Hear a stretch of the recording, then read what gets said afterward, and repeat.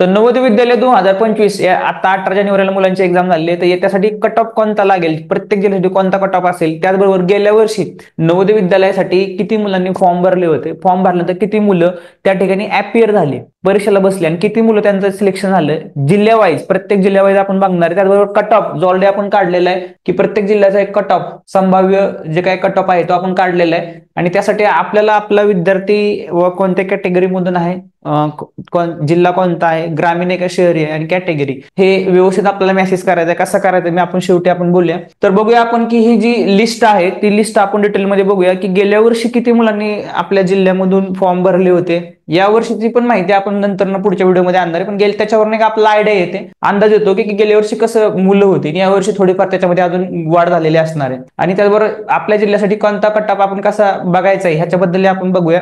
तर आपण आलो या लिस्टमध्ये, दिसते आपल्याला इथे स्टेट वाईज आणि जिल्हा वाईज ही लिस्ट आहे. याच्यामध्ये दिलेलं आहे की रजिस्ट्रेशन, तर रजिस्ट्रेशन बॉयज आणि गर्ल्स किंवा दोघांनी मिळून किती जणांनी रजिस्ट्रेशन केलेलं आहे, अपियर म्हणजे किती विद्यार्थी बॉयज आणि गर्ल्स होते किंवा टोटल किती अपियर झाले, परीक्षेला बसले आणि किती मुला मुलींचं सिलेक्शन टोटल झालेलं आहे हे आपल्याला एक आयडिया येण्यासाठी आहे की आपल्या जिल्ह्यामधून गेल्या वर्षी कसं होतं. या वर्षी निश्चित त्याच्यामध्ये संख्या वाढ झालेली असणार आहे, या वर्षीची पण आपली माहिती पुढे येणार आहे आणि आपल्या जिल्ह्याचा कट ऑफ कसा बघायचा हे पण आपण पुढे बघूया. तर आता बघूया ही आता ही लिस्टनुसार आपल्याला महाराष्ट्रामधून प्रत्येक जिल्ह्याचं बघायचं. सध्या हे दिसत आहे आपल्याला आंध्र प्रदेशसाठी आहे, तर आपल्या समोर ही लिस्ट आलेली याच्यामध्ये दिसते आपल्याला महाराष्ट्र. तर महाराष्ट्रासाठी इथून त्यांनी स्टार्टिंग केलेलं आहे आणि महाराष्ट्रामधील प्रत्येक जिल्हा, त्यामध्ये बुलढाणा, गडचिरोली, लातूर, नागपूर, नांदेड, उस्मानाबाद, अहमदनगर, बीड, जळगाव, नाशिक, नंदुरबार, पालघर, जालना, हिंगोली, गोंदिया, वर्धा हे आपल्याला दिसत आहेत. खाली पण अजून जिल्ह्यात, तर त्याच्यामध्ये दिसते आपल्याला की गेल्या वर्षी, तर आपण याच्यामध्ये बघूया की आता दिसतं आपला बुलढाणा बघितलं, त्यानंतर अमरावती आहे वरती. तर अमरावतीसाठी टोटल विद्यार्थ्यांनी फॉर्म भरले होते 10,559. त्याच्यामध्ये ज्या विद्यार्थी अपियर झाले परीक्षेला ते झाले 9,565 विद्यार्थी परीक्षेला आले.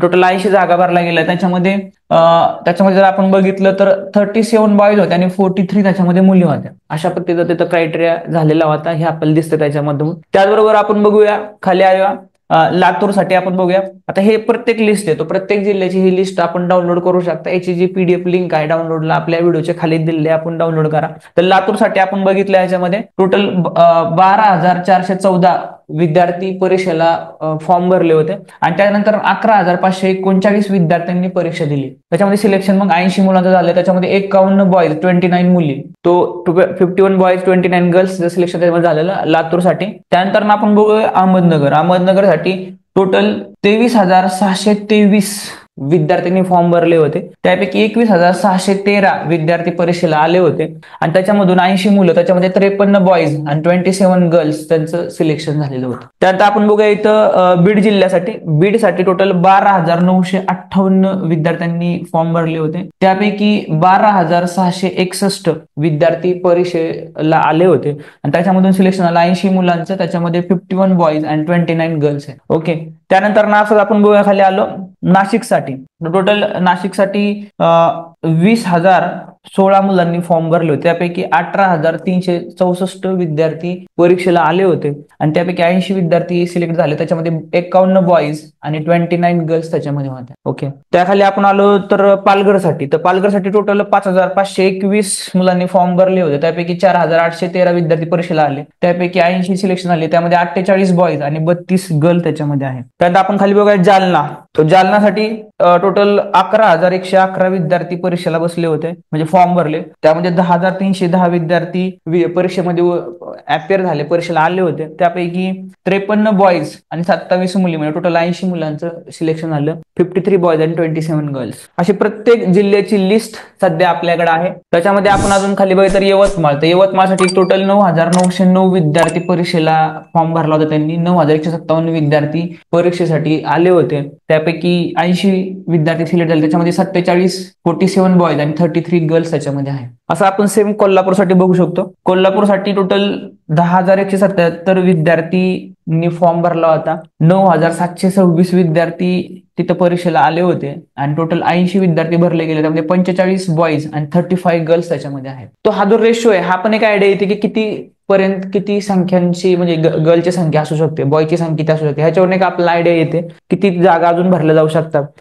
त्यामध्ये आपण बघितलं सातारासाठी टोटल जर आपण बघितलं 7,156 विद्यार्थ्यांनी फॉर्म भरला होता. 6,704 विद्यार्थी त्या ठिकाणी परीक्षेमध्ये आले होते आणि 80 मुलांचं सिलेक्शन आलेलं आहे. त्यामध्ये 48 बॉयज आणि 32 गर्ल्स त्याच्यामध्ये आहे. त्यामध्ये आपण थोडं अजून खाली बघूया तर सोलापूरसाठी टोटल आपण बघितलं तर 7,819 विद्यार्थ्यांनी फॉर्म भरला होता. त्यापैकी 7,356 विद्यार्थी परीक्षेला आले आणि 80 विद्यार्थी सिलेक्शन आले. त्याच्यामध्ये 50 बॉयज आणि 30 गर्ल्स त्याच्यामध्ये आहे. त्यानंतर असं घ्या पुणे जिल्ह्यात, तर पुणे जिल्ह्यासाठी टोटल 12,589 विद्यार्थ्यांनी फॉर्म भरला होता. त्यापैकी 11,367 विद्यार्थी परीक्षेमध्ये बसले होते आणि त्यापैकी 49 बॉयज आणि 31 गर्ल्सचं सिलेक्शन त्याच्यामध्ये झालं होतं. टोटल 80 विद्यार्थी. त्याप्रमाणे आपण जर पुढे बघितलं तर परभणीसाठी पण विद्यार्थी संख्या जास्त आहे. परभणीसाठी आपण बघितलं टोटल 10,105 विद्यार्थ्यांनी फॉर्म भरले होते. 9,751 विद्यार्थी त्याच्यामध्ये टोटली परीक्षेला आले होते. त्यापैकी 80 विद्यार्थी म्हणजे 49 बॉयज आणि 31 गर्ल्सचं सिलेक्शन त्याच्यामध्ये झालं होतं. तर हा असा क्रायटेरिया आहे आणि त्याच्यामध्ये वेगवेगळ्या जिल्ह्यांचा हा क्रायटेरिया आपल्या समोर आहे. ह्याचा एक आपल्याला खूप फायदा होऊ शकतो की एक आयडिया येऊ शकते की किती जागा साधारण आपल्या बॉयज आणि गर्ल्ससाठी त्याच्यामध्ये आहेत हे आपल्याला समजू शकतं. प्रत्येक जिल्ह्याची माहिती या ठिकाणी आहे. याची पीडीएफ मी आपल्याला शेअर करत आहे. याची आपण डाउनलोड करू शकता. पीडीएफ आपल्या व्हिडिओच्या खाली डिस्क्रिप्शन मध्ये लिंक येईल, त्याला डाउनलोड क्लिक केली की डाउनलोड होईल. आता महत्वाचा मुद्दा हे तर आपल्याला आयडिया येतेच की किती विद्यार्थी बसतात आणि दरवर्षी ही संख्या अजून थोडी वाढलेली आहे. गेल्या वर्षी बसलेल्यापेक्षा अजून आपण म्हणजे 2-3 हजार विद्यार्थी अजून एक्स्ट्रा या वर्षी वाढलेले असणार आहेत. तर आता ह्याचं मेरिट कसं चेक करायचं, तर ह्यासाठी आपल्या एक ऑलरेडी व्हिडिओ आपण आणलेला आहे. तर नवोदय विद्यालयाचं आपापल्या जिल्ह्यासाठी काय मेरिट लागू शकतं यासाठी ऑलरेडी आपला हा व्हिडिओ त्याच्यामध्ये आहे. याच्यामध्ये आपण दिलेलं आहे की टोटली बॉयज आणि गर्ल्ससाठी किती जागा असू शकतात. आता आपण बघितलं किती जागा ऍक्च्युअली काल भरल्या गेल्यात हे पण आपल्याला कळालंय आणि त्यासाठी मेरिट जे लागतं त्याच्यामध्ये मग ग्रामीण, शहरी, त्याचबरोबर त्याच्यामध्ये जे काही जागा शिल्लक आहेत त्यामध्ये ओपन, ओबीसी, SC, ST आणि हँडिकॅप ह्या सर्व गोष्टी डिटेलमध्ये आपण इथे एक्सप्लेन केलेल्या आहेत आणि प्रत्येक जिल्ह्याचं एक मेरिट दिलेलं आहे. त्याचबरोबर तुम्हाला आपल्या जिल्ह्यात म्हणजे आपल्या विद्यार्थ्याला नक्की काय लागू शकतं किंवा शक्यता काय आहे याची जर जाणून घ्यायचं असेल तर ह्या व्हिडिओच्या खाली आपल्याला कमेंट करायची. त्यामध्ये विद्यार्थ्याचे marks, boys, girls, category, caste category जे काय असेल ते आणि त्याचबरोबर ग्रामीण का शहरी हे आपण मेसेज करायचं. तुम्हाला त्यामध्ये 100% रिप्लाय मिळून जाईल. ऑलरेडी 10,000च्या आसपास पालकांनी, विद्यार्थ्यांनी हा व्हिडिओ पाहून त्याच्यावरती कमेंट केलेला आहे. तर त्याच्यामध्ये मेरिट काय लागू शकतं, कट ऑफ काय होऊ शकतो, साधारण निकाल कधी लागू शकतो याच्यामध्ये आपण सांगितलेले. कागदपत्रे काय लागणार आहेत महत्वाचं म्हणजे आता समजा सिलेक्शन झालं तर कागदपत्रे आपल्याला अर्जंट लागतात. कारण ऍडमिशन जरी आपलं लिस्टमध्ये नाव आलं तरी आपलं ते ऍडमिशन पक्क झालेलं नाही जोपर्यंत आपण डॉक्युमेंट सबमिट करत नाही. तर डॉक्युमेंट्स कोणते लागणार आहेत आणि अजून पुढच्या परीक्षा जसं की आता सैनिक स्कूलच्या एक्झाम मुलांच्या फेब्रुवारीमध्ये साधारण होऊ शकतात. ऑल इंडिया सैनिक स्कूलची मुलं आपली तयारी करत आहेत. पूर्ण महाराष्ट्रामधून नवोदय सैनिक स्कूलसाठी आपले प्रत्येक जिल्ह्यामधून विद्यार्थी आता आपल्या ऑनलाईन लाईव्ह क्लासेससाठी तयारी करतात आणि आपलं जे युट्यूब चॅनल आहे याच्या लाईव्ह सेक्शनमध्ये तुम्ही जाऊन पाहिलं तर आपल्याला सगळे लाईव्ह क्लासेस म्हणजे तिथं पाहायला मिळतील जे तुम्ही फ्रीमध्ये त्याचा एक तुम्हाला 100% फायदा होऊ शकतो. अशा पद्धतीचे हे सर्व व्हिडिओज आहेत. तर आजचा व्हिडिओ आपल्याला कसा वाटला नक्की आपण शेअर करा. स्पर्धा परीक्षा नेमक्या काय असतात बऱ्याच पालकांना याच्याबद्दल डिटेल माहिती नसते. त्यासाठी एक वेबिनार आपण 10-15 दिवसामधून घेत असतो. त्याची आपल्याला लिंक पाहिजे असेल तर हा नंबर दिलेला आहे, याला मेसेज करा. आणि जर लाईव्ह क्लासेस जे आहेत नवोदय सैनिक स्कूल, मिलिटरी स्कूल यासाठी आपल्याला तिथं विचारायचं आहे किंवा जॉईन करायचं तर हा नंबर दिलेला आहे, त्याला डायरेक्ट आपण मेसेज करू शकता, व्हॉट्सअपला मेसेज करू शकता. तो आजचा हा व्हिडिओ आपल्याला कसा वाटला आणि ह्या व्हिडिओवरती नक्की आपण तिथं कमेंट करा तर आपल्याला तर रिप्लाय मिळून जाईल आणि आपल्याला कट ऑफ काय याचे पण आयडिया येईल आणि अजून काय आपले प्रश्न असतील तर नक्की आपण तिथं कमेंट करा. धन्यवाद, थँक्यू व्हेरी मच. जय हिंद, जय महाराष्ट्र.